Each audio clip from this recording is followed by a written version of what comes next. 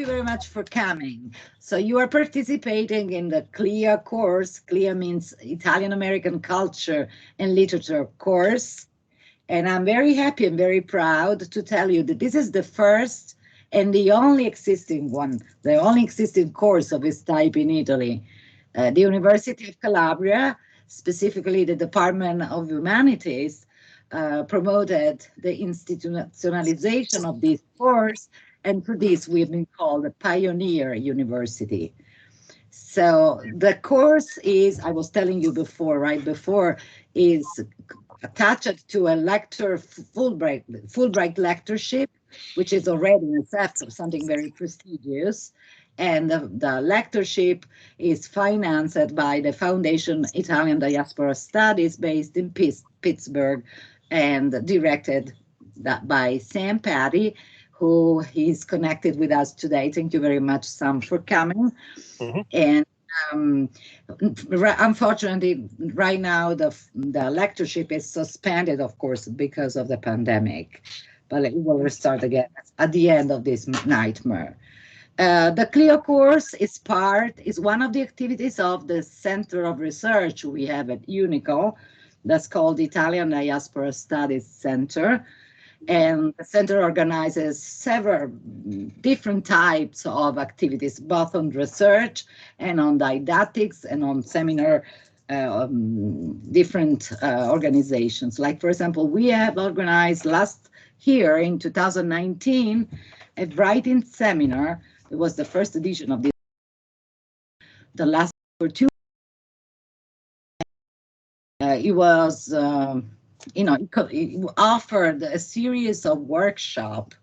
The main workshop, the most important one, was taught by Maria Mazziotti Gillen, where the participants had to write about the heritage. The subtitle of that seminar was Heritage and Memory, while being immersed in the areas we were visiting. This was a 2 weeks long seminar, and we traveled, especially in Calabria, but also in Basilicata.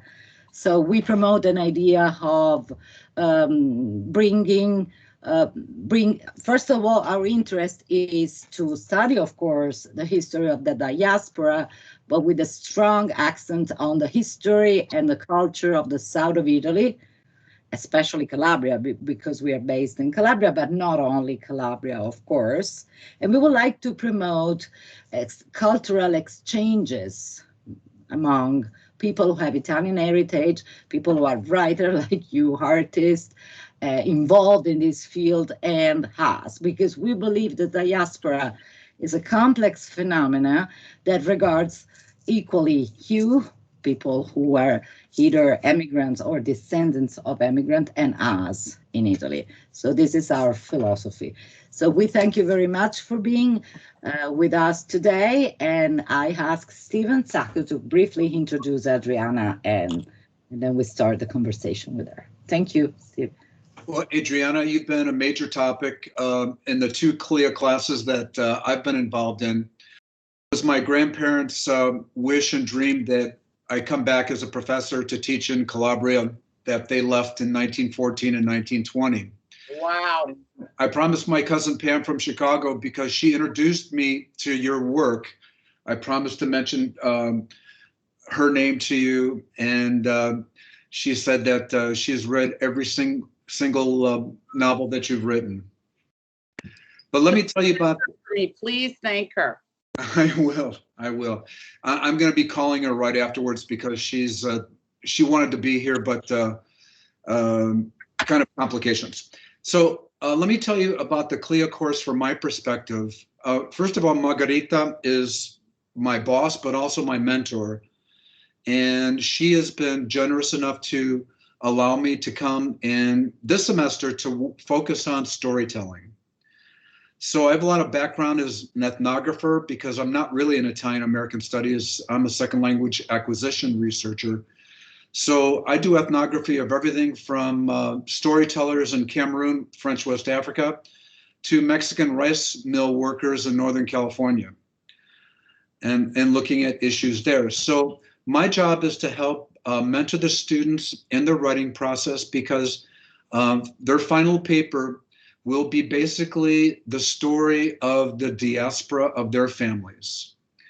Nice. And virtually all the students are birds of passage, or their families. Their great-grandparents and grandparents went to the United States.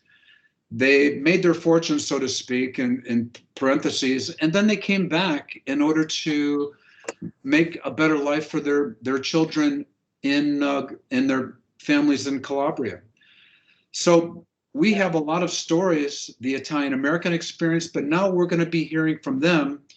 And after they finish their papers for Professor Ganeri, we are publishing a book called Calabrian Voices, which will include their papers so that they can give rise to their voices in what it's like to be a Calabrian American or a Calabrian Australian, or even in some cases, a Calabrian Canadian. So these kids, I call them my CLIA All-Stars because in my 46 years of teaching, they're in the top 5% of any kind of student that I've had, undergrad and graduate. They're tough and they remind me a lot of your characters. And I'll shut up from there and move on to let you tell your story. Well, thank you for this opportunity. I just, first of all, this is sort of how teaching really works, in that I can't see you. Because when you read one of my books or you read any book, I'm not with you. So this is sort of appropriate, I think, this format. You know, hearing what the project is about and what the expectations of the course are by the end of the course is what I believe should happen in every home, which is families should know their history, and they should talk about their history, and they should write it down.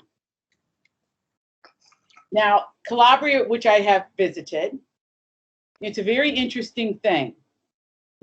You come from really, really strong people and resilient people. And I would say, when I visited, what I noticed, it was a certain stubbornness that is essential to being a writer. You have to stick with it, even when you're not sure the story you're telling is exactly the way you want to be telling it. So to that end, let me just begin with a little bit about the process of the way I do it. And this is, I hope, fingers crossed, will be helpful to you. When you're gathering facts, create a timeline immediately. Just begin to fill things in. If your family came over to America, let's say in 1915, and they left in 1928, you have your timeline. You have your beginning and your end to that part of the story. And I find confining the timeline is really helpful, because then no story matters unless it's against the backdrop of something greater. So, and by that I mean, you have to look at the world landscape. This is a kind of a Shakespearean idea, but it's really essential to writing a story of a family. So what was happening between 1915 and 1928, now that I've picked those years out of thin air, what was happening in the world? And what about that backdrop, that historical backdrop, affects your story? So we can go through them, right? If we're 1915 to 1928, 1928 is the eve of the American stock market crash in 1929, which had a huge effect on Italians that emigrated. Okay, let's go back then to 1915. We're on the cusp of World War I. Now, I wrote a whole novel around the central fact that my grandfather and grandmother, who met in Hoboken, by the way, but were from villages 5 miles apart in the Italian Alps. They met when he was in his doughboy uniform. He was going to earn his Italian or his American citizenship. And when I was growing up in our family home, my mother had framed all the picture of the ship, we have his army, all the information about when he was in the army. It's all framed in my mom's house. So you start there. So I had documents. I had everything I needed really until I got into it, and I had to figure out what they were feeling at the time. And that's going to be the biggest part of your project, is you're going to have to put yourself in the shoes of the people that came before you. If you do that, it will be so riveting, none of us will be able to put it down. And I think that that's what's important about what you're doing, is that you create the story in such a way that the characters, the people are vivid to us, that we can see them, that we know them, that we can relate to them. And that only takes your ability to describe them and place them in this timeline. Okay, so now we have three things. We have a timeline, we have characters, and we have research. Letters are essential. Letters are some of the great documents in literature. Private letters, you know, scrounge around, try to find them. Personal letters, personal photographs. You know, a photograph can be evocative enough to build your whole story around. If you have a picture of a family emigrating and they're on they're there at the ship in the port. You have the name of the ship, you have the feelings that day, you have the weather, you have them. And then we know, as the reader, that you're going to take us on a journey. So let's go through them again. So it is the timeline of history. It is the characters. It is the research around those characters. It's letters. And here's the big one, guys and ladies. Guys is an American. You know what it means, everybody. Students. You want to go in, you want to do your deepest research with small town newspapers. Because in the American experience, and this is also true, by the way, in Italy, because I had a lot of papers from Italy when I did my, even now when I do my books, I have them. Small town papers tell the minutia of a community. Remember, you've already established the historical backdrop because of your timeline. So those small town newspapers, facts, stories, the price of milk, where there were jobs, where there weren't jobs. When you find that microfilm or you find the actual newspapers, and you'll find a lot of Italian saved newspapers. My grandmother had an attic full. I have everybody from the death of John F. Kennedy to the death of the Pope John the 23rd. I mean, she had it all. Look in, your best friends are right there.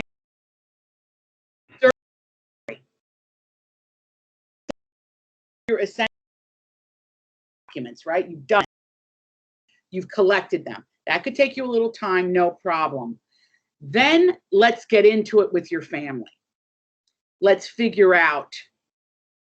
And in Italian families, this stuff is kind of hilarious, but it's also can sometimes be just brutal because people, you want to know why people maybe didn't talk to each other. You want to know why that sister and this sister had a falling out. You'll sort that out. It's important to your storytelling.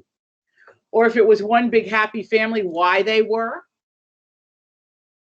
Then when you get into researching a family, it gets very interesting because you have passports. You have medical records. You have the jewelry case. And the jewelry case tells you a lot. It tells you if your great-great-grandfather wore a wedding ring. It tells you what kind of their station in society by what they owned and didn't own. And I will guarantee you the folks in Calabria, most of them had gold chains. You know, I'm not talking like, you know, the Mr. T starter set. That's a joke. Mr. T was a character on television here, but in more of these big colors. But the thinnest of gold chains. And where did it come from? And why did they have them? Also, when you're looking at, I think it's very essential to look at property records. Property records of a personal nature. I have deeds. I have wills. I have passports. I have those personal documents that are essential to telling a story. Then the most important thing, and this is the home run, slam dunk, over the fence, most helpful information you can get when you're doing your family history, go to the churches, because the churches kept the best records. They kept better records than the government ever did. You can to this day find out where people were baptized, where people were confirmed, where people were married. When you start to do research, you're going to be stunned. You're going to say, oh, I thought great-grandpa married Barbara and her name's Alicia. I mean, you're going to find things where you go, oh no, we have it wrong. But the having it wrong fuels the getting it right. The having it wrong fuels the getting it right. Don't be afraid of it. And by the way, one of the most interesting ways to tell a story is to lead us along with a certain set of truths and then go, uh-oh. Don't reveal it at the beginning. Let it be the key upon which your whole paper is going to turn. That you have me convinced of a certain line of thinking and then you find something. There is nothing like the buried treasure when you're writing a paper. The buried treasure it can be an aha moment. It can be, the buried treasure can be some little piece of information you found in some newspaper someplace. Or it can be a phone call that you have with someone that you didn't know you were related to. You see what you drop the bomb. Because dropping the bomb makes the story again come alive. What you don't want is a flat, they got on the thing, they went to the thing, they did the thing. You want to carve out and dramatize those scenes in the life of this story that really matter. One of my favorite stories, I'm just going to throw out an example. You have heard them all in your family, so here's one I like. That when my forebears got to Ellis Island, they took the babies. Now, we have a situation in America right now that's unconscionable that's going on. This was different. The mothers and the babies were brought into an area and they were given milk and food immediately. That's how you were welcome to Ellis Island. They checked you medically and then you were fed. Because they knew you had been on a long journey and they knew you were hungry. That's a little fact that built its way into my novel, The Shoemaker's Wife. But you have millions of these, thousands of them. That's what we want to know. We want to know that thing we haven't heard 1,000 times. We want to know your unique perspective on your family story. I have a belief that when I meet you, I meet everybody all the way back to the beginning of your family. And you might say, everybody in my family, worked with their hands. They worked in leather. They were butchers. They were whatever. Why am I a writer? I will guarantee you that somewhere as you go back in time, you'll find the writers. You will find the artists. You will find the artisans that you are.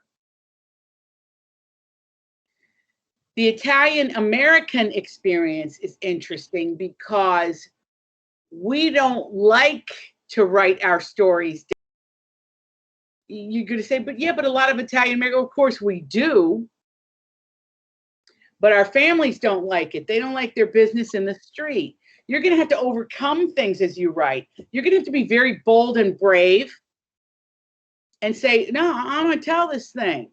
I'm going to tell that Grandpa was on a ship and he fell in love with another woman on the ship. He dumped my grandmother and went with her. You got to tell us everything because that's what makes a story have texture.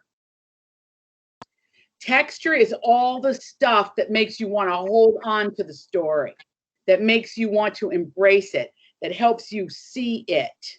Texture is the stuff that makes your story your own and not some generalized thing that everybody tells. You want your story to tell us the story of you, your family, Calabria, America, Canada, wherever your people went. So those are the essentials. Does anybody have any questions at this point? I don't see any. Everybody clear? Okay. Oh, here. Maybe. Oh, yeah, there's a thing here. I should click it. I think, should I click it? Yeah, I'm going to. All right. Everybody's names now. Okay, Daniela. Okay. So is there a question? Okay, no, because I don't know if you can see me. I can't see you, but I can hear you. Oh, I can see you now. Yeah. Okay, and can you hear me? I can hear you. Okay, that's right. Well, I want to ask you something related to Big Stone Gap. Sure. Because Ave Maria Maligan's mother is an immigrant from Italy, like yours, as you said before. And my question is, what do you think about her immigration? What do you think about her journey? Because it takes a lot of courage to leave one's land. So I would like to know what do you feel about her experience. So that we're talking about Fiammetta, which is Ave Maria's mother in the story. So she's a young woman. She falls in love with a young man, and she is now expecting a baby. And she knows the shame. Now, think it's 1940, the shame that this will have on her family.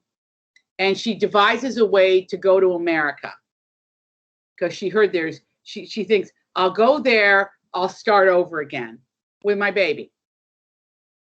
And there's a mystical element that happens when she's crossing, which you'll remember, where a lady befriends her, a lady that comes into her life, and then once they land, he never sees her again. She doesn't have any contact with her. For me, that was the mystical element of those spirits that guide you when you need it the most. So when Fiammetta gets to America, she finds a job that she can do as a seamstress in a small town where they mine coal. There are many towns in America that are industrial. Pittsburgh, that whole vein of the Appalachians, which is where I'm from, Big Stone Gap, is near Tennessee, near West Virginia. And, they always said, oh, there's no Italians here. There's no Italians here. Hey, I found so many Italians in West Virginia that had come to mine coal. In my own town, there's an area called Italy Bottom. But in Big Stone Gap, I decided not to address that. Because in order for me, in a novel, I had to make Fiammetta the other. You could have your African Americans, your Native Americans, you could have your Scots-Irish, but I wanted one Italian in that town. So I stripped them all away so you could see her clearly. And so her experience, she marries, she happens to marry a prosperous man. But it wasn't a great marriage. And she always loved her first love back in the Italian Alps. So if I could describe to you why this is so essential to this novel, it's because there has to be an emotional, and the best way I could say it is an emotional floor to your novel. Emotional.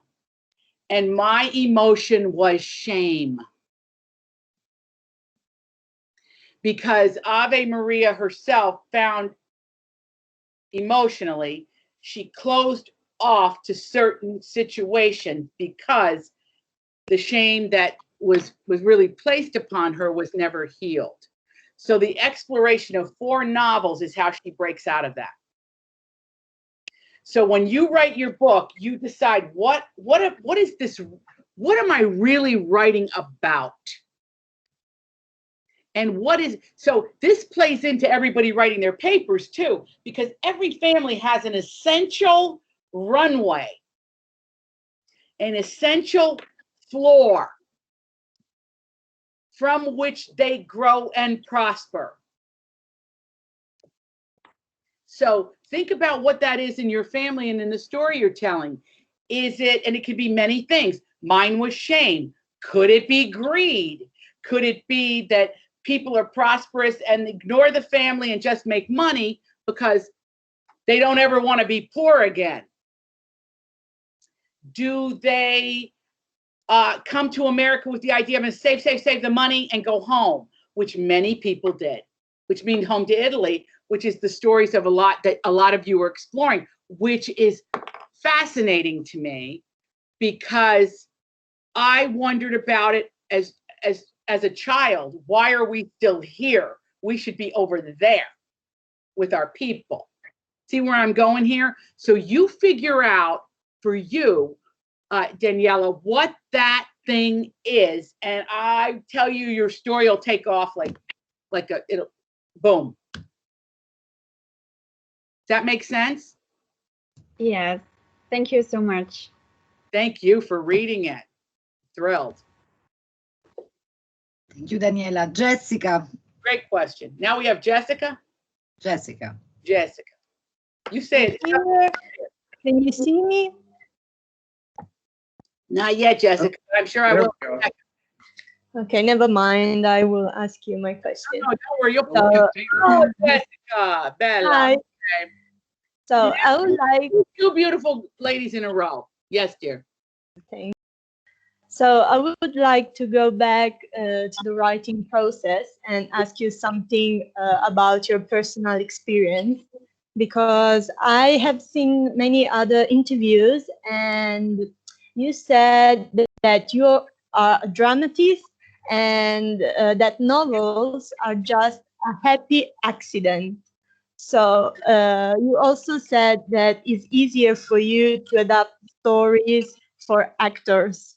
And so I was wondering if you always write novels thinking that they will become movies. Interesting. No, I don't. Because if I did that, then I would just write a screenplay or a television series or a script or a play. Novels, when I say happy accident, I mean that in my own life as a writer. I was doing one thing and then this other form came in. And I think it's really important, Jessica, to be open to the forms. So some things are poems, some things are short stories, some are academic papers, some are interviews, journalism, the creating of a story around a conversation. Some are plays, but the novel has both things. It has all the poetry, it has all the description, and it has the conversations. So when I say happy accident, what I loved about it is I was free to tell a story. You know, I could be in Rome one day and Argentina the next. It's just how you write it. So I picture, and they're vivid to me, but here's what's interesting, because I also direct and write and adapt my own work. The people that I cast don't ever look like the people I was with for those years writing the book. When you cast, you're creating another whole thing with you're almost creating a family. Yes. And so you look at the people differently as a director.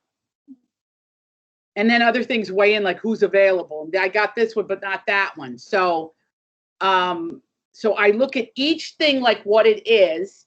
And then when I go to adapt, I'm trying to cherry pick the scenes that tell the story in the best possible way to illuminate what that floorboard is that I was talking about.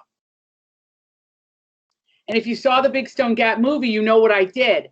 I took away a lot of the scenes of other characters and I focused on Ave Maria. I focused on her because I wanted to solve her dilemma in the movie. Is that helpful, Jessica?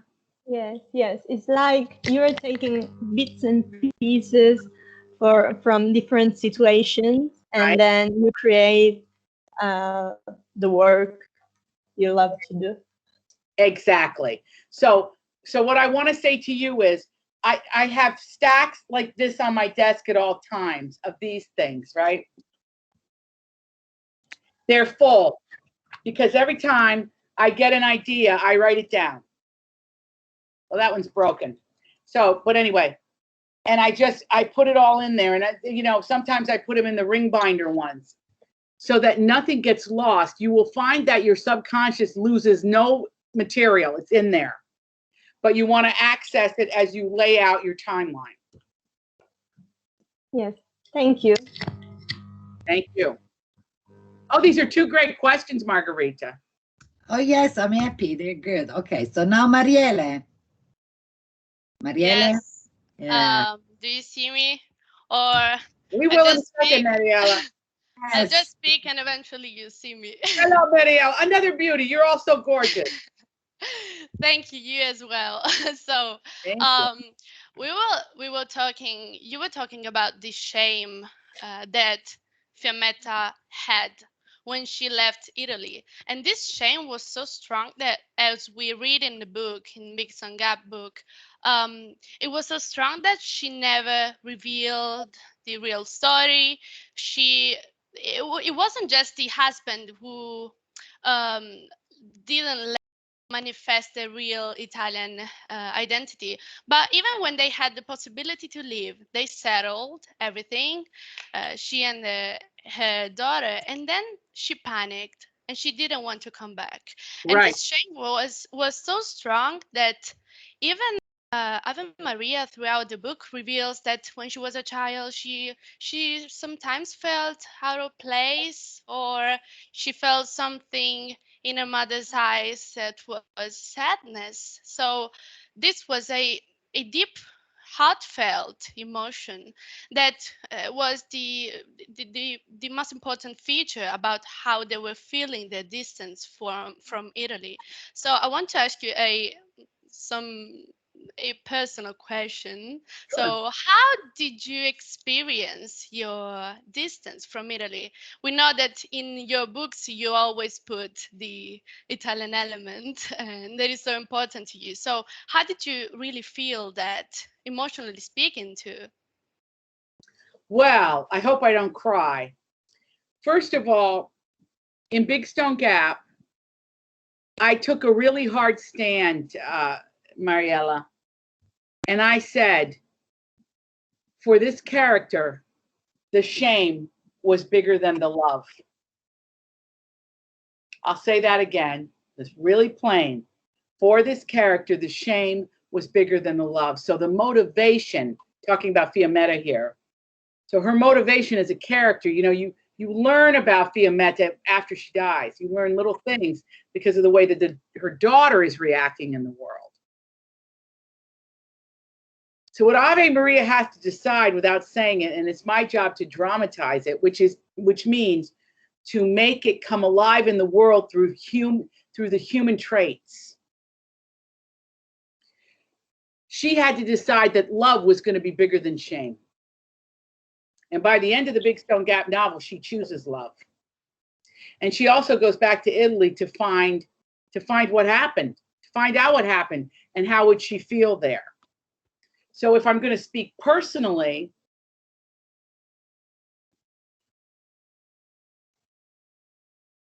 I come from a family that my mother stayed in very close contact with her mother's people in Italy. They did the minute they got here.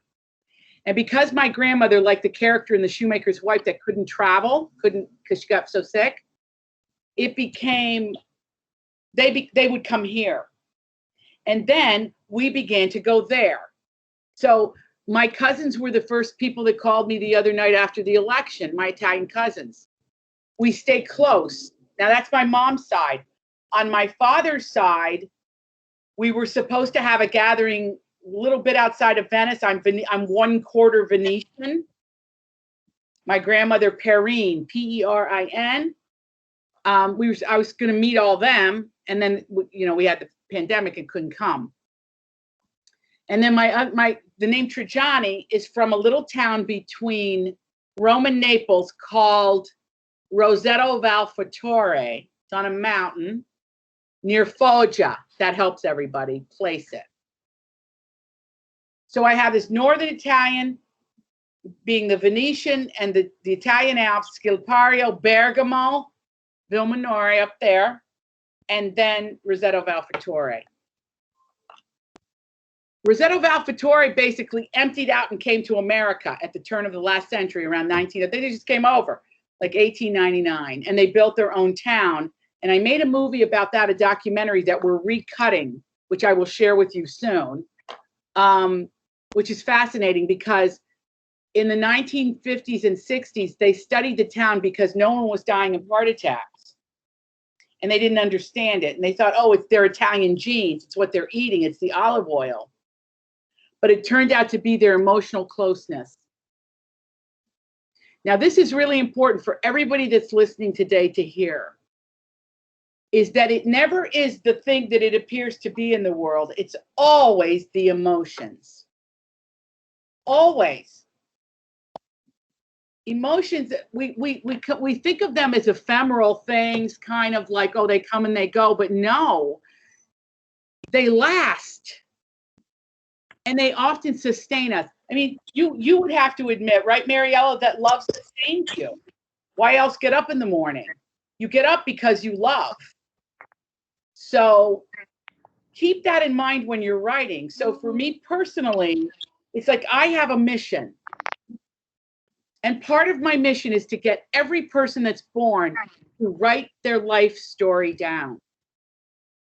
Imagine if you had your great-great-grandfather's story written down. Unfortunately, only the hyper-educated in past centuries, and that will now include you, the educated, write. I mean, there's examples, of course, in literature where, you know, somebody's in a mental institution, they write a book, or whatever. But the people that the waft and weave are educators and the educated that provide the storytelling. So you see, for me, it's all about how and why we do it as a writer. Why does that character do what she does? How did she do it? And then when you figure that out, you could write 50 books about a character because, as you know, life shifts and changes, and you have more stories to tell. Is that helpful? Sure. It was. Thank you so much. Good, good. Oh, excellent questions. Bene, adesso Paola. Paola. Yes. Can you see me? Almost, Paola. Hi, Paola. Hi. Now I have to tell everybody how beautiful they are because you're all beautiful. Thank you. It's just like in life. Men never ask questions. Go ahead, dear. So my question is a personal question because we know that Virginia is like a multicultural and multi-ethnic state. And we know that Big Stone Gate, that is your city, the city in which you grew up, is very, very important. We can see in your book. My question is what does this state or city represent for you? Great question. Virginia was one of the original 13 colonies in the United States of America. It's a commonwealth. And it's shaped like a shoe. Whereas Italy's a boot, this is a shoe.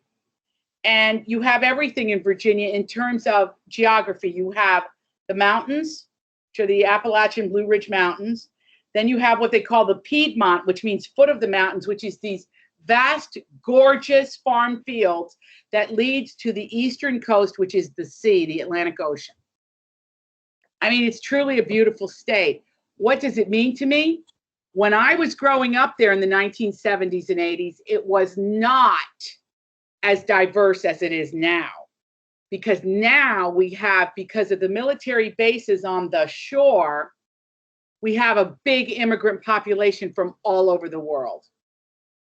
So when we moved to Big Stone Gap, really it was, you had African Americans, you had Scots Irish, and some Native Americans, and that was it. A couple of Italians, very small Catholic population, which was so funny because I thought the Catholic Church was small compared to, say, the Baptist Church, because there were fewer of us. But you had like immigrant populations in the coal mines. You know, the Polish guys came over, Czechs, people would come up from Pittsburgh, of all Middle European countries. So that's how you got the Italians there too. So I would say, for me, the town represented a very narrow slice of America because it was very small and had one industry essentially. That's why my father went there. He went there to bring the garment industry in because they needed jobs. And the coal mining they could see was, it was since 1940 just was going like this. So I would say in terms of, you know, inspiring me, and I look at Virginia, I think it's essential to the telling of the story of Ave Maria because she's the other in a place where everybody's something else. Thank you. Thank you. Great question. Elisabetta. Another question. Elisabetta. Elisabetta. Sì, yes, we do. Ciao. About Big Stone Gap, I want to know if there is another meaning about the name of Ave Maria, because as explained in the book, her mother gave this name to remember her friends. So I want to know if there is another special meaning about this name. Well, I went to college in Indiana. There's Notre Dame and St. Mary's, and I was a theater major at both. And I met a girl named Ave Maria, and I wrote the name down. I collect names everywhere. And I thought, oh, how interesting. Now, when Big Stone Gap was published in Italy, they wouldn't call it Ave Maria because they said that's a prayer. I loved Ave Maria, but they said she had to be Maria. So I said, okay, kind of acquiesced to it. But the symbolism of Ave Maria is really important to me because I'm telling the story of women. So I felt it was very important that the mother of mothers be central in the idea of this in both myth and religion.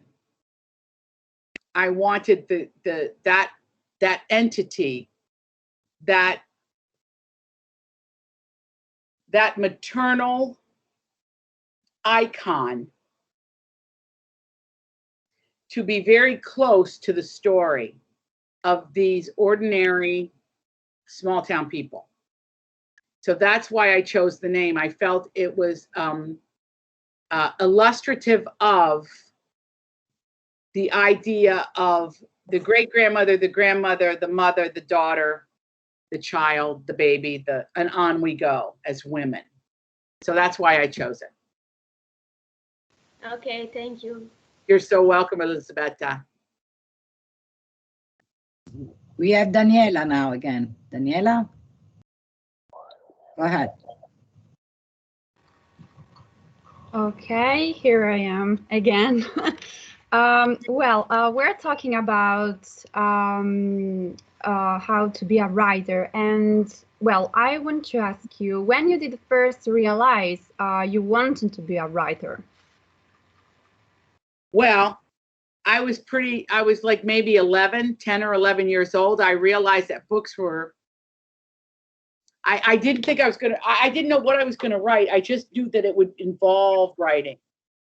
I started out as a news reporter when I was 15. I got, well, I don't know what it would mean there, $5 a story, very little money. But I learned how to go somewhere, describe it, and tell it, and do interviews. I loved interviewing people. And I was very young then. And then I didn't like, I felt journalism was too limiting. I wanted to invent stories. And I will tell you that because of where I fall on, you know, in terms of feminism, I'm a post-feminist product, okay? But my grandmother said, one who emigrated from Scilpario and Bergamo, and the other one who's Venetian, they own their own businesses. So I always had a sense that women sort of did everything. So when you say how to be a writer, look, you have to look at it like a family business. If it's just you alone, as it was when I started, I figured out what kind of a writer I wanted to be. You have to spend time with yourself and figure it out. And you can't have anybody saying you can't do something. And I mean that for everybody that's listening, because nobody knows what you've got going on in here but you. And I should say here and here, heart and head.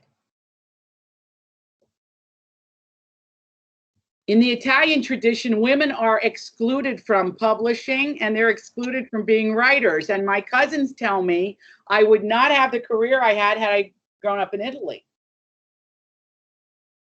Now, I like to think that's not true. But you need to hear it from me because I hear it from them. So it must be somewhat true.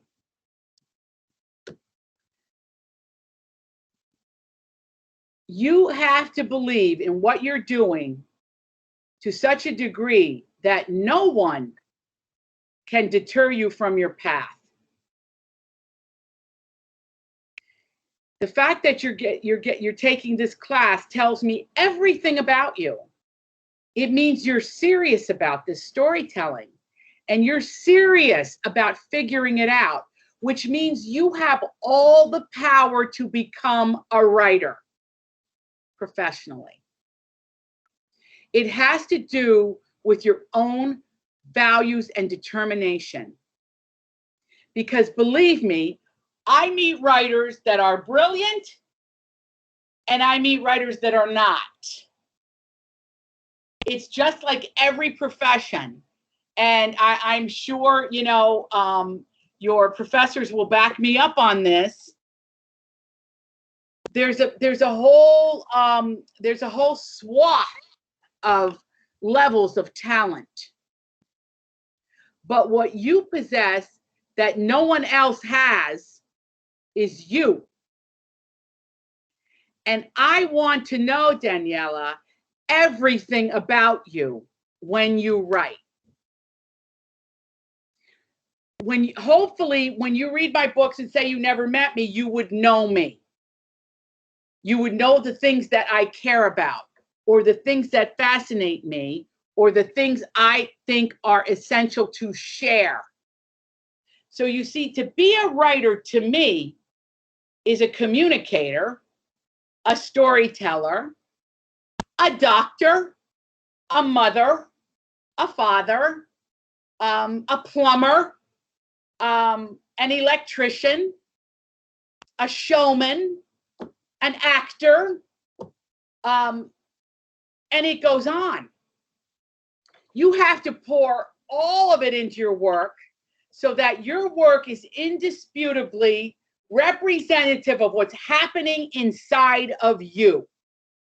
If you do that, you will write bestseller after bestseller after bestseller. And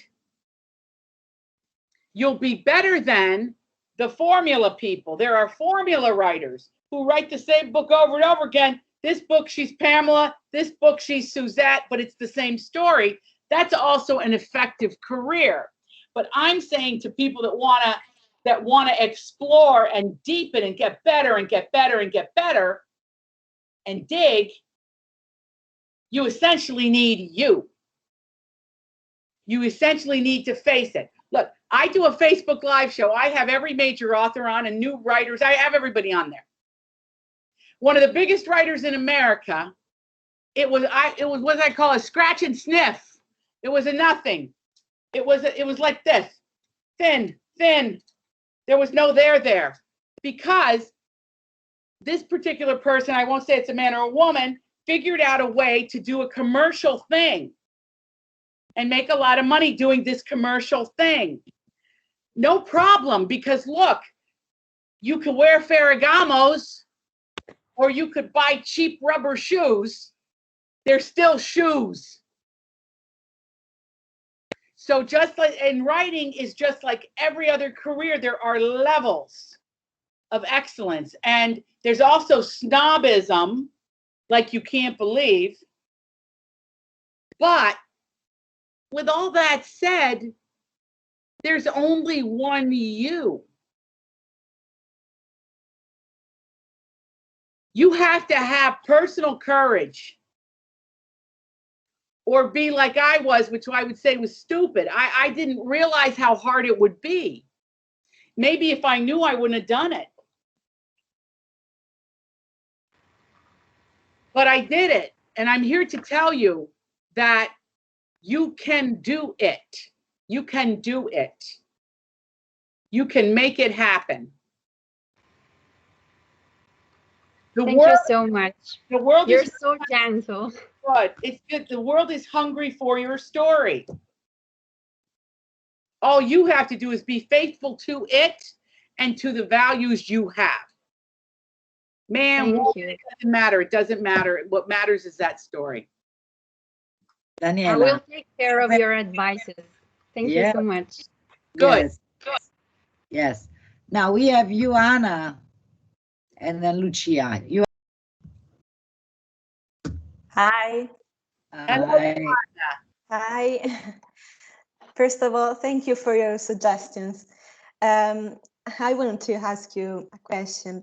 You had just explained us perfectly what an emotional floor is. In your opinion, in the creative process, which emotional floor is more productive? Because I think that it's anger rather than love or happiness. Interesting, because it's true. Anger is a great one. I believe the Elena Ferrante novels are all about anger. Do you?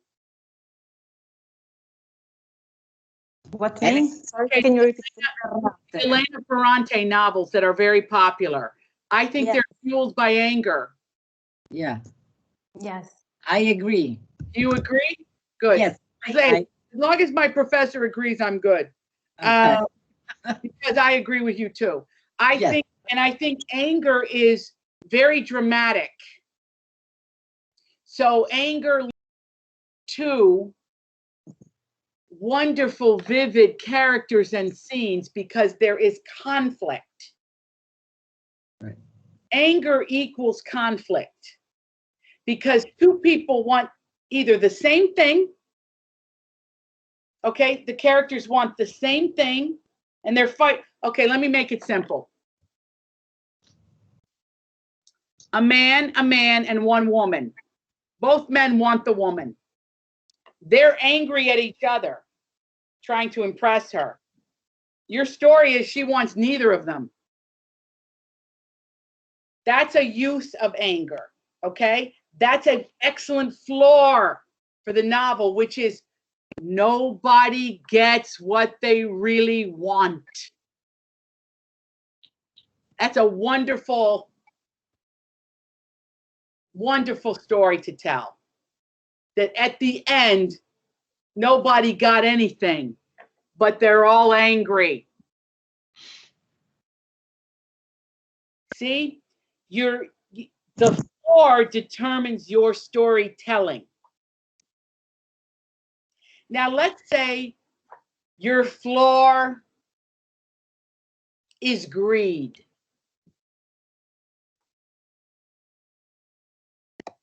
Two men, same woman.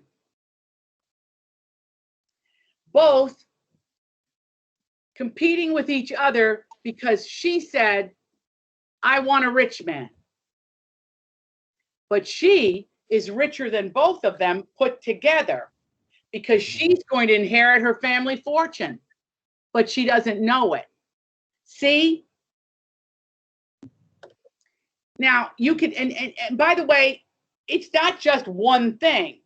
You can, when you have your floor, then it's like good earth to grow the tree. Then you start to say to yourself, oh, her lover comes back, or she gets sick and she has to leave the business to them, to one of the men, whatever it is, or the three get into business together. And she discovers their motivation. You see what I'm saying? The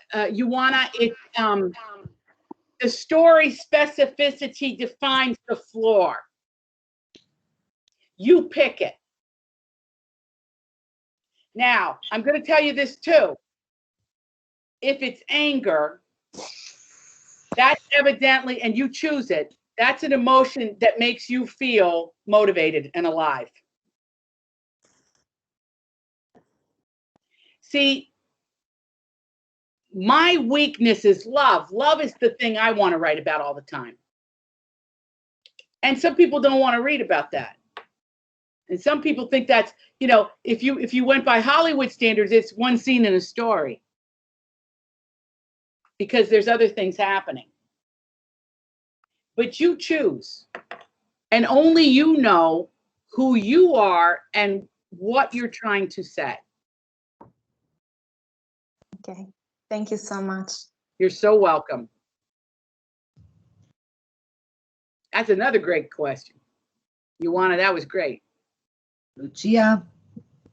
My favorite name. Oh, really? Wow. Okay. Hi, good evening. Good morning for you. Where is Lucia? Oh, Lucia.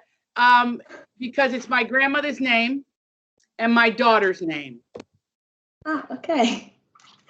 So my question is a technical one. Sure. What happens if you want to become a professional writer?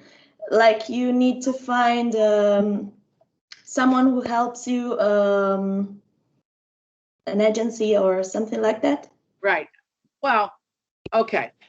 So so let's say you write a book, right? You have a manuscript. Okay. Well, there is a system in place that you get an agent and they represent you to the publisher with your manuscript. That's one way to do it. Another way to do it is to self-publish.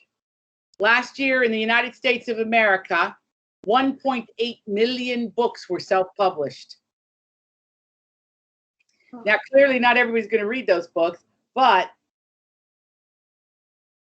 you can consider once you, I always recommend leave that aside and first go to get published through a traditional publishing house. And you have many great ones in Italy. I'm published by TEA, up in Milan. There's big ones, there's little ones. I've been with the big one, Mondadori. You just pick, but you need the agent to take you through that process. Is that the question you're asking me, Lucia? Yes. Okay. Because the other thing that I think is important is today in this class, we've all met each other. I can't see you, but I know you're there and I feel your energy. Because of this class, you know published authors.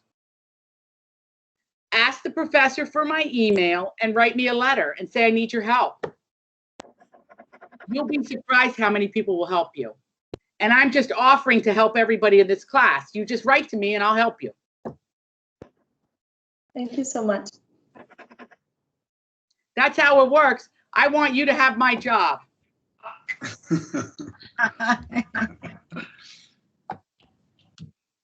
Okay, thank you. We don't have other students now. Can I ask you a question now? Sure. Okay, while we wait for other students. I would like to ask you, okay, writing, publishing, we touched all those themes, but what about the public? I mean, do you think is there today, because this course focuses on Italian American, studies, is there a specific public that could be defined as an Italian American readership public or not? Not anymore, let's say. Now say that again, Margherita, the last part, Italian American what? Public of readers. There are. Okay. Well, there wasn't before. You know, you had, well, you know, to me, one of the great novels that ever was created in America was Pietro di Donato's Christ in Concrete. Then you have Helen Berolini. You have, in journalism, Gay Talese. I mean, I could keep going with the Italian-American writers, okay? But Italian-Americans weren't buying books. We couldn't figure this out, but Italian-Americans are practical a lot of times. They don't spend money on books. They go to the library or they share books or whatever. So we've had to train the Italian-American public to buy books. Now, most Italian-Americans have roots in the south of Italy. I don't know if you know this, and I'm thrilled to be talking to you from the University of Calabria. Most of the books sold in Italy are sold about in Rome and north.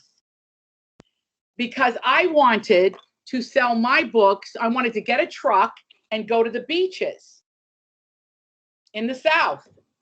Just do the Amalfi Coast, go all the way down with a truck, sell the books from the truck.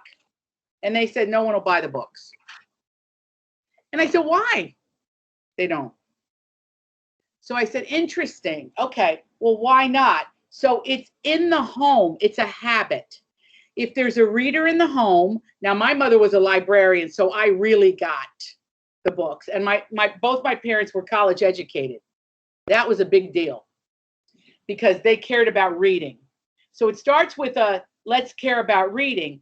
I think also for the Italian-American reader, they didn't see themselves in the literature. Now they do. Now they see their stories told. And they're getting excited about it. That's the proof of my success here. They come out. But I have to also, Margherita, I would say work very, very hard at it. To, you know, and let me tell you something. The Italian Americans are a very tough audience too.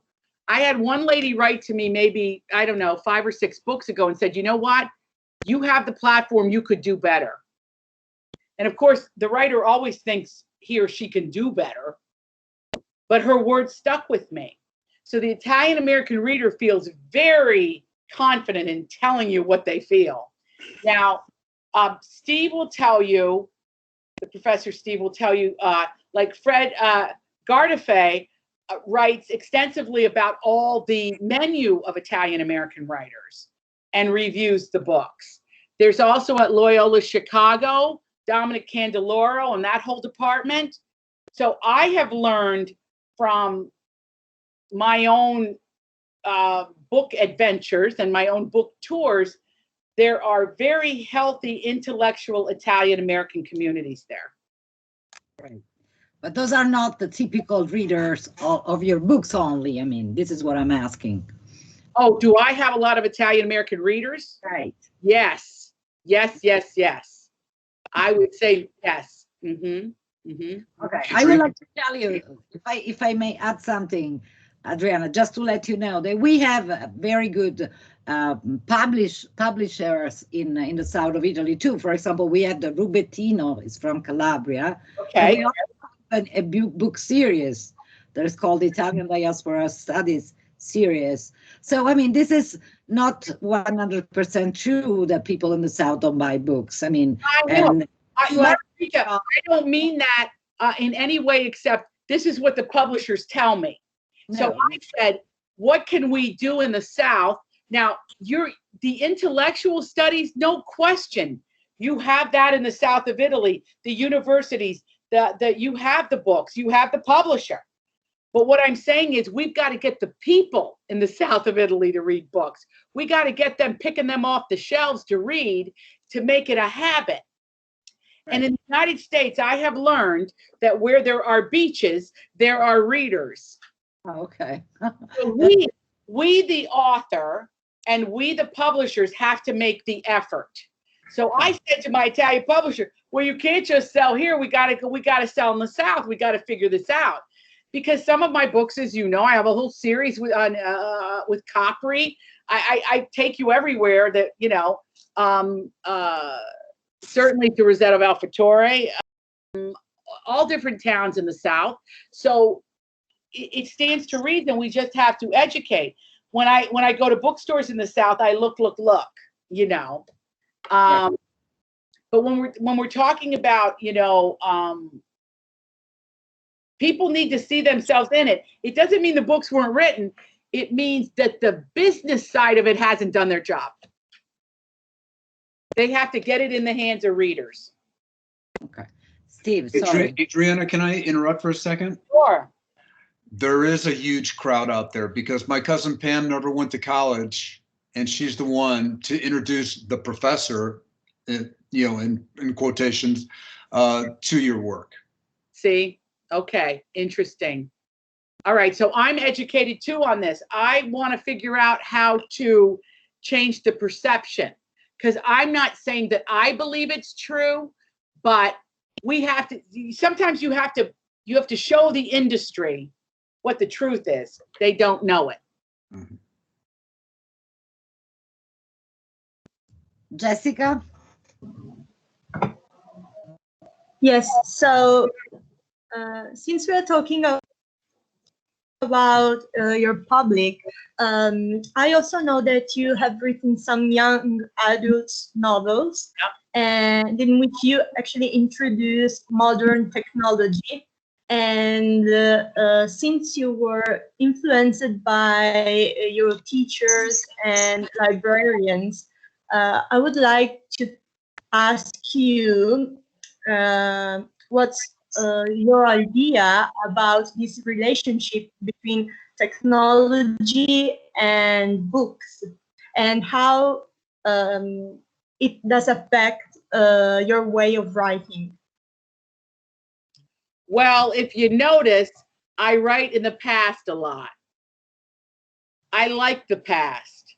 I like the past because of the aforementioned timelines, the historical backdrops, the idea of we're in the future, and I can look back and I could see how the world changed in certain ways. If I'm writing a novel that takes place in the present, I got to put the phone in there because people live and die by these things now. So I have to think about how I can travel from one place to another in a very fast way, speedy, quick way that you couldn't in 1913 or prior to that. So when I write the young adult novels that take place in the present, I have to use all the tools, the texting, the way that young people communicate. All people now communicate with one another. And for me, that takes up room in the way that I tell a story, that I can be fun. But I like the idea of really being able to make parts of a novel quiet and make a novel feel time passing. I think this phone has speeded everything up. And it's also a great tracker of human beings, you know. You can find people. You can keep up with where people are. If you're a mother, this is the best invention ever. You can hook into your kid's phone and know where they are at all times. I mean, even when they're, you know, however old they are. So, so it's a great question because I use it when I can, the modern elements, and when I want to, when I'm writing in the present. Otherwise, I try to make it completely appropriate to the time period I'm writing in. Yes, because usually writers prefer ink and paper instead of something, you know, oh, I see. modern and technological. Do you mean my physical aspect of writing? Yeah. No, it was a general question, but usually writers prefer ink and paper, like books, instead of even reading maybe ebooks or something like this? They prefer material books. If I could flip the camera around, there's nothing but books in this house. I love them so much. I love the way they look. I love the feeling of them. I like reading. It doesn't hurt your eyes. Like these glasses I wear because of the screen blue comes at your eyes. So you have to protect your eyes all the time. Whereas when I'm reading a book on paper, I don't get that eye strain. I don't get the same kind of eye strain. When I'm writing, I love the typewriters. Like I have typewriters. I like to write on typewriters and computers, both. Okay. Adriana, something that goes with what Jessica's saying. In your interview at the end of Big Stone Gap for the audiobook, you talk about the importance of audiobooks and how they make the action come alive that oftentimes written text doesn't have. I'm not sure, Margherita, about the availability of audiobooks in Italy. We get them through Libby here in the United States. It's possible to buy audiobooks in Italy. It's not difficult. No, I didn't mean that as much as being able to rent them. Sorry, talking about renting your books. No, we love it. Are you kidding? It makes no difference to me. I'd give it to you for free. That's my philosophy. But, you know, the libraries are essential to the distribution of the audiobook also. And by the way, Steve, I think that our students could access free audiobooks through the library system in America if they get a library card. So you could get any book. Here Yeah, my wife said yes, she just shook her head. Libby. Yes, yes, through Libby, Libby. Got it. Great. So Paola again. Paola. Yes. Here we go again. So I have another personal question for you. I read that the New York Times defined you as a comedy writer with a gold heart. My question is, what does this mean to you? Well, you know, I think more than any other attribute to me, like, I mean, I think the most important thing to me is humor, to be funny. I care about comedy. I care about humor. So it was a very, very high compliment. And I think it's also was a very generous compliment. Because I just try to do a good job and try to make it as real and as emotional as I can. So, you know, if you don't pay attention to the bad reviews, then you shouldn't really pay attention to the compliments. But that's one nice thing that was said that I felt very humbled by. Thank you. Thank you. Thank you, Paola. Thank you. We have only 10 minutes left, and I would love to hear from Sam Perry and from Anna Clara Young. And then there are more questions. Sam? Yeah, sure. Let me see. I'm trying to get focused here. I really appreciated all the information you gave about the process of writing, and let me tell you that you would teach a wonderful class because you really know how to explain this process and give some people some good advice. I think the most important thing for me that I'm going to take away from this is the focus that you have that people need to know their family stories. I think we're really at a critical juncture in Italian American culture, and I think the most critical issue is how do we engage the fourth, fifth, and sixth, the younger generation Italian Americans. And I think the only way to do that is to fill them in to backfill all the knowledge that they don't have about their Italian heritage, because they never knew people from the immigrant generation. And so that emphasis on tell your story, or to direct kids to read books like Christ in Concrete, Umbertine, and all those wonderful books that are out there. Probably the most shocking thing for me, and you would know a lot about this, it doesn't seem like, I think we can look at other ethnic groups and we can pick stories that have become very popular and bestsellers. That's not true with Italian American literature. It just seems like the Italian American literature has somehow been relegated to second tier literature. I'm not sure that's fair. I mean, the Italians are so good at making music.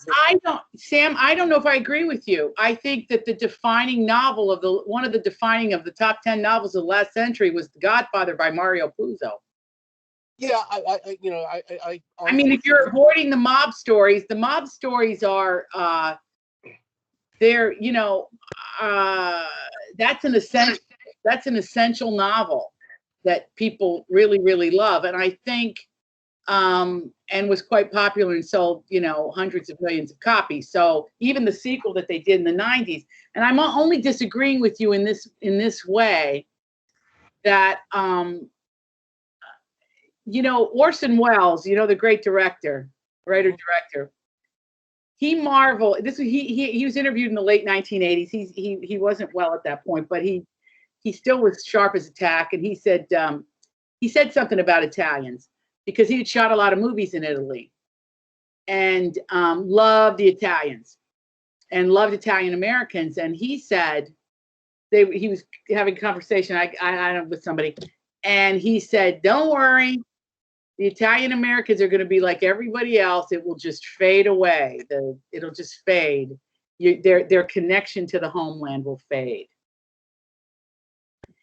And I don't know if I agree with that, but I do know that what happens in a culture like the American culture is that I could talk about this for hours, but it's the sell. And by that, I mean, do you make what you are selling? Do you make it so tasty to the buyer that the buyer can't resist it? So when I'm talking about elements like humor and the characters and let me tell you, there is an Italian American comedian that sells out Madison Square Garden. He wrote a book, the book didn't sell, but he sells out Madison Square Garden. And I thought, for many nights in a row, it happened last year. So they want to go hear what they remember, or that's my grandfather talked like that, or whatever it would happen to be. But there's no cohesive movement, Sam, behind it. Now, all of the organizations try really hard to do that.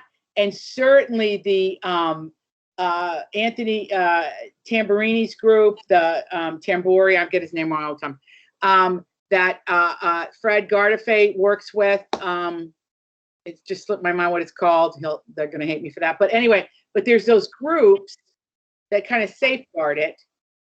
And so you have 55 million Americans that have some Italian in them, or of Italian descent. There's a lot of people.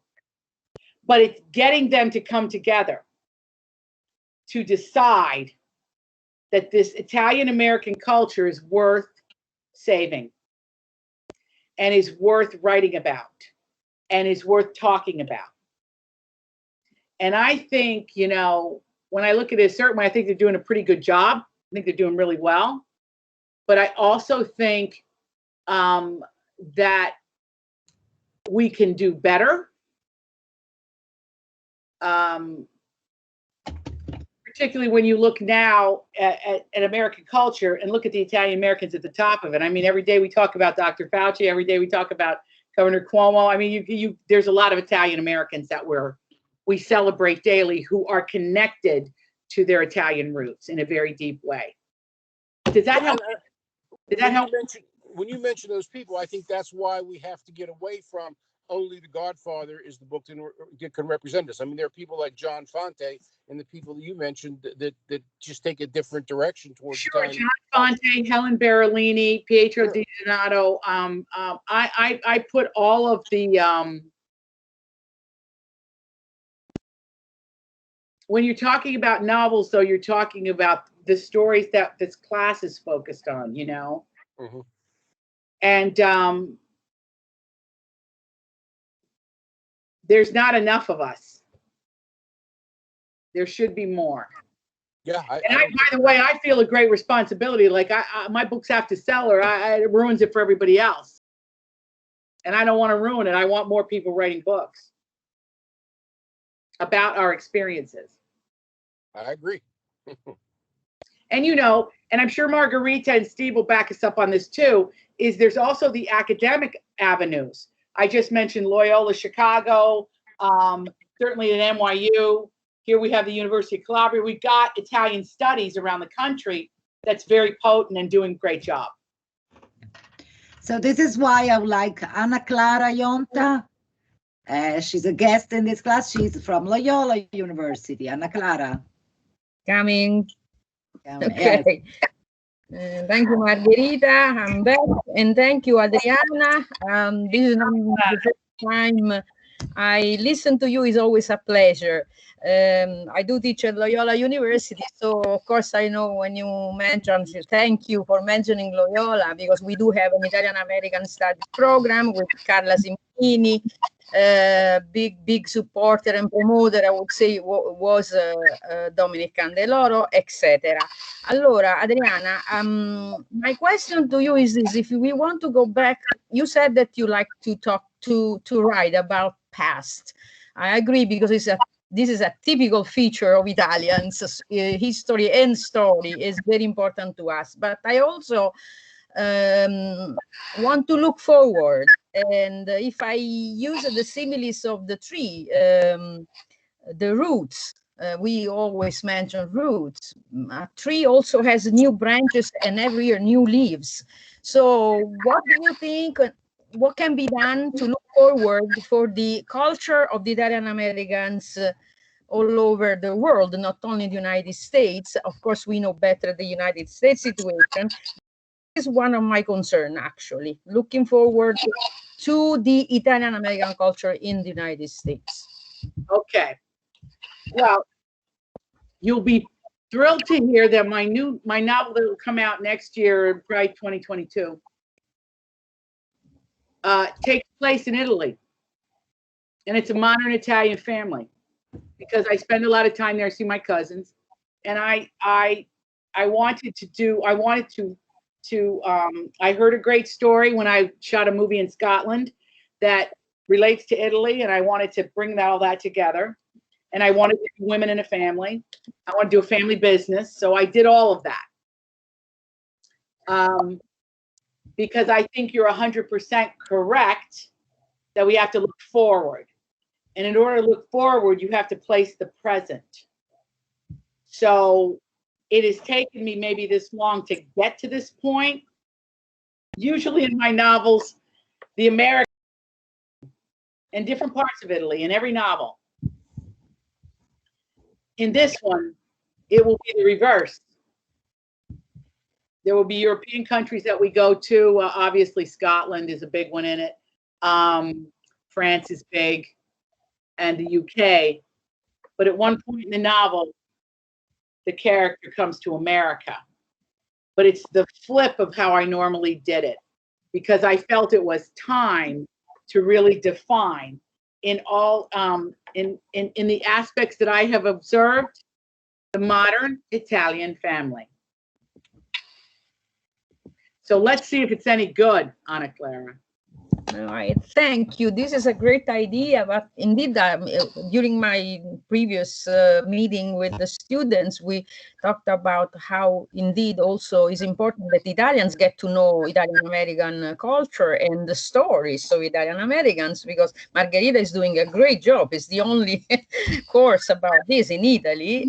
The only person that does a course. Now that course should be more common. It should be that people can take it. And And so we have work to do, which is so good. You know, we can make things better.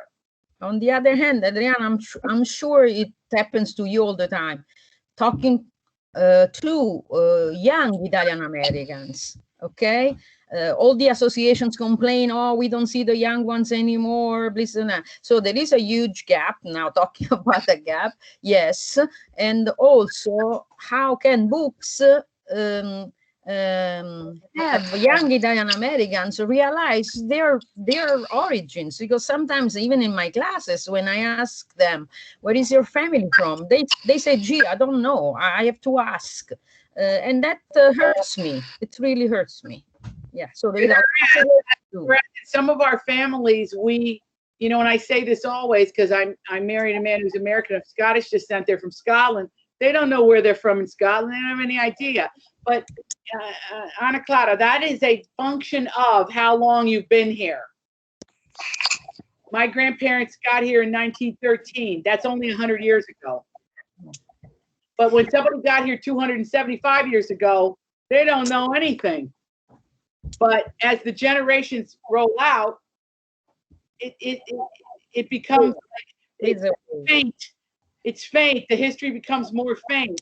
But here's what's interesting. Readers come. Everybody wants to be Italian. That's the point. Everybody wants to be Italian. So if everybody wants to be Italian, it means we are something that is central to what people desire to be. The family, the table, the spirituality. You know. Yes, I agree. Interesting. It's interesting. You know, if we develop a philosophy, and I think it's starting to happen, that our history is important, and what are we bringing from it into the present? What is it about my grandmother? I mean, if you tilt up, look up here.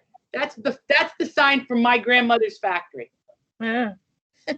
Oh, those are the things. The Yolanda Manufacturing Company was named after her. She was partnered with my grandfather. But the idea is, that's what's important to me. Their stories, their craftsmanship, their relationship, and how their parents helped them become who they were, for good or ill. Yeah. And I think maybe it's fortunate or unfortunate that I have been so lucky, but I believe it's my humor that pulled them in. I don't know if it's my intellectualism that pulled them in. I don't think so. It's the humor and the emotions. Yeah. Thank you. Thank you for being you this way. And I'll come see you at Loyola, my favorite school. Oh, yes. It's possible. I love it. I love Loyola. Just love it. Great school. Thank you. Thank you very much, Adriana. Hey, Steve, you want to add just very quickly one last comment or anything? Adriana, we cannot ever thank you enough for your generosity, which is huge. Well, I just want to say, Steve, I'm absolutely serious. Let's make this something I do again and again for you, because I can tell the students are phenomenal. The questions were brilliant. Our guest, Ana Clara, Margherita is the whole, she's in charge of the whole thing. I mean, please, I want you to use me in every way you can think of to assist the students, inspire the students, and help the students get where they want to go. And that includes the professors. You're writing books, talk to me. Absolutely. Thank you, Adriana. Thank you, Adriana. I'm so, very grateful too. And of course, I'm going to use you as you said. Margherita, and get ready, because I am going to make my publisher put a truck together, and we're coming south. We're coming down that coast, and we're going to sell books. We're going to get people reading. Yeah, reading, but they want more. Yes, yes. Fantastic. So what you said today is very encouraging for all of us, for the students, and especially we need this in this very difficult moment. Absolutely. Yeah, thank you very much also for this. Okay, arrivederci, grazie. Okay. Benedica. Grazie. Thank you.